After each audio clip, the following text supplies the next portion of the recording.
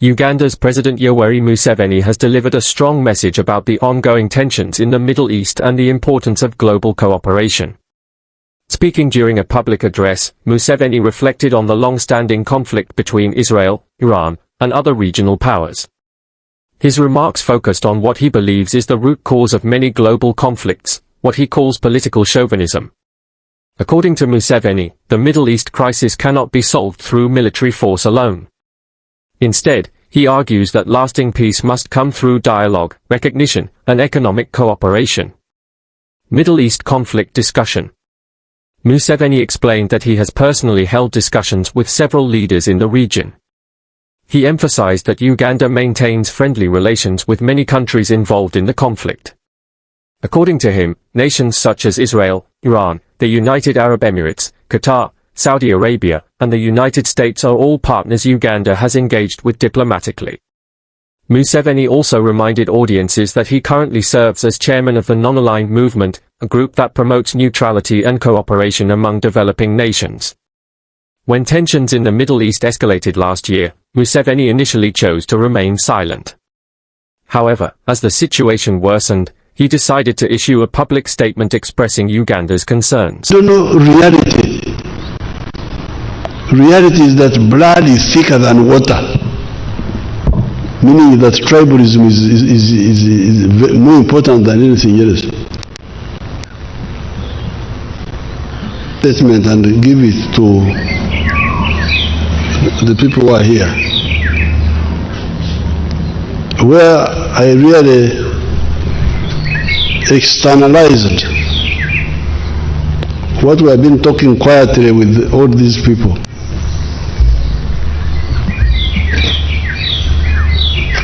You will read it.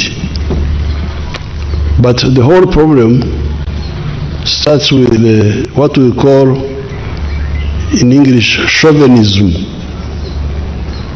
Chauvinism. Buli omu okulowooza nti yeyeka. Everybody thinks he's the one who is most important. So that's why we have got that huge problem. You can see now the destruction, the dangers.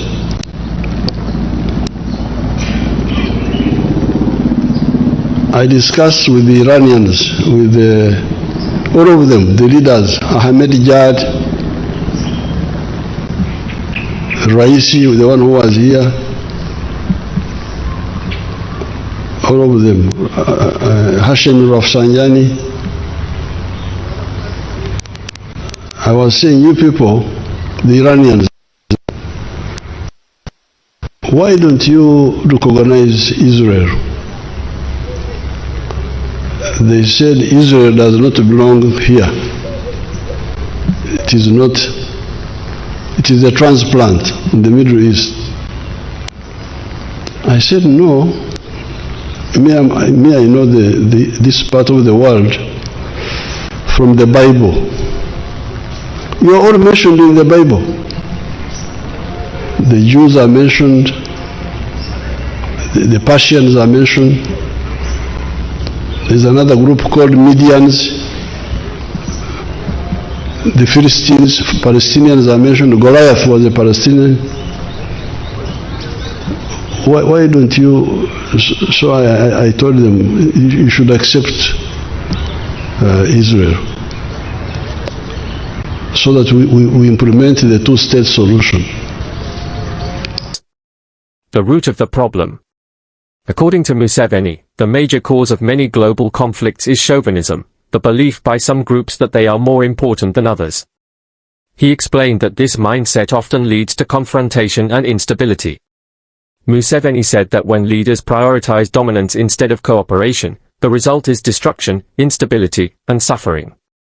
He pointed to the Middle East as a clear example of how political divisions can disrupt an entire region. Israel and Palestine. During his discussions with leaders in the region, Museveni said he encouraged Iran to recognize Israel as a state. Some Iranian leaders argued that Israel does not belong in the Middle East and described it as a foreign presence in the region. However, Museveni said history and religious texts show that many communities have lived in that region for thousands of years. He explained that Jews, Persians, and Palestinians are all historically connected to the region. Museveni therefore urged leaders to support the two-state solution, which would recognize both Israel and Palestine as independent states. He also revealed that he had discussions with Israeli Prime Minister Benjamin Netanyahu, encouraging Israel to recognize Palestine as well. According to Museveni, peace will only come when both sides acknowledge each other's right to exist. Criticism of military solutions. Museveni also criticized the continued use of force in the region. He argued that military intervention alone cannot solve complex political disputes.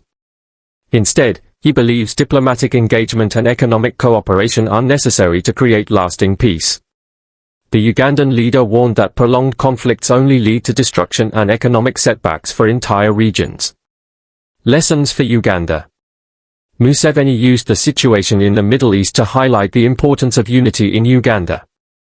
He praised Ugandans for rejecting sectarian politics and embracing national unity.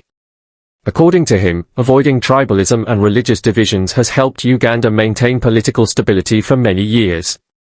Museveni reminded the audience that unity allows societies to focus on development instead of conflict. Economic cooperation and global prosperity.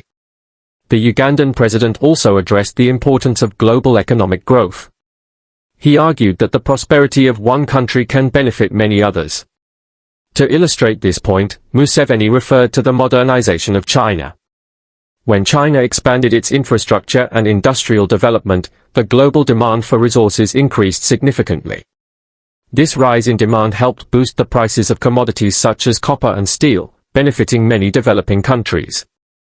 Museveni used this example to explain why economic cooperation is important.